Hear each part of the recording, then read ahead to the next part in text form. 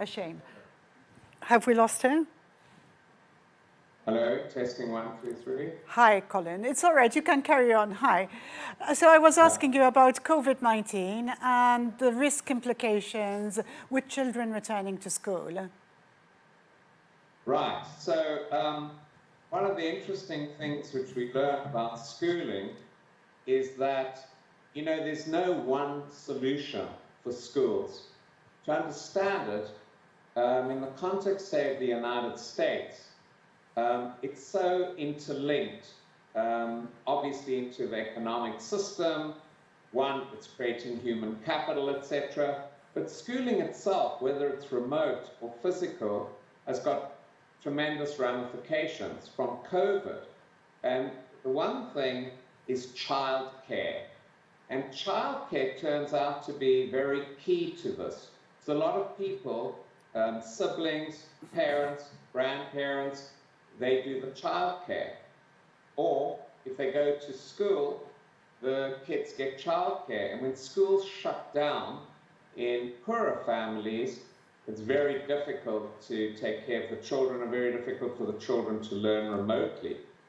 So going back, okay, to what I said on the show before, nothing changes. I said in order to drive the entire coronavirus mitigation, you need leadership, you need testing, you need trace and tracking, you need social distancing, and I'd add on to that, obviously masks, social distancing, and you need to have very strong ventilation and seating and infrastructure. And when it gets onto schooling, you need to have broadband. If you're going to teach remotely, some of it can be taught on broadband. And then you might ask, well, who should learn remotely and who shouldn't? And it depends. Some kids need specific care, disabilities, special education. It's got to be physical. And others, generally, high school kids at a later stage, 16 to 18, could potentially learn remotely. And it's all that. If they do learn in the classroom, the classroom's got to be structured according to, you know, key principles that I stated earlier, including trace and tracking, etc.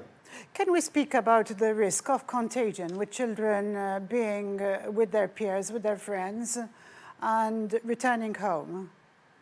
I'm not an epidemiologist. No, I know you're not, but you're a risk specialist. One of the things is to look at the R scores, okay? If the R scores are rising, okay, and what we've seen in many countries in the world today, such as Japan, such as Korea. Korea had a fantastic COVID mitigation plan, but suddenly they're getting large infections.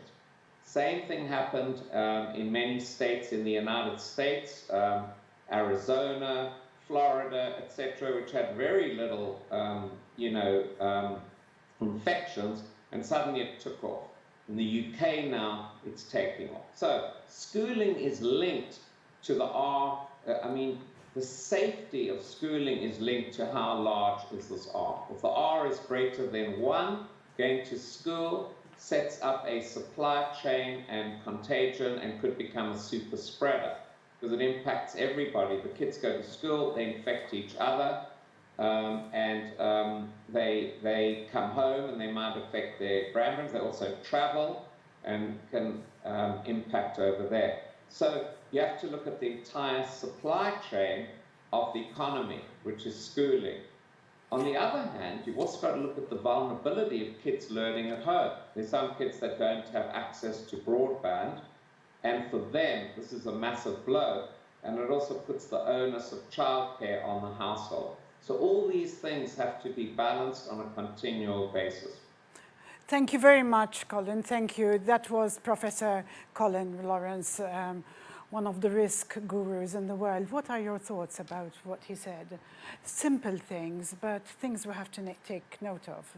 It's obviously the situation in terms of how the country is effectively handling the COVID-19 evolution, I would say now, because it's not it's no longer a recovery situation, but it's evolving into different stages. Initially, I believe that the country, from a public health standpoint, reacted generally positively. However, over the last months, we've seen two critical issues, in my opinion, which have negatively affected the overall pathway of the way the country was acting and reacting. The first was the way in which the actual mass events were permitted to take place, which had triggered a domino effect in terms of the viral spread, which at that particular point in time was practically close to zero.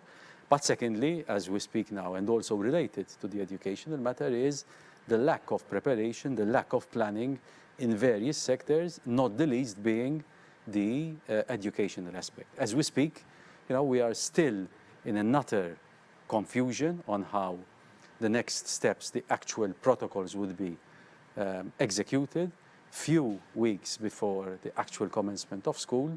And I believe that this is also causing unnecessary harm, both in terms of the way the families are critically planning how their schedules are going to actually happen over the next few months, because let's keep in mind that there is a strong bearing between the actual educational system, educational mechanism, and the economy, due to the fact that parents actually need to plan their work schedules.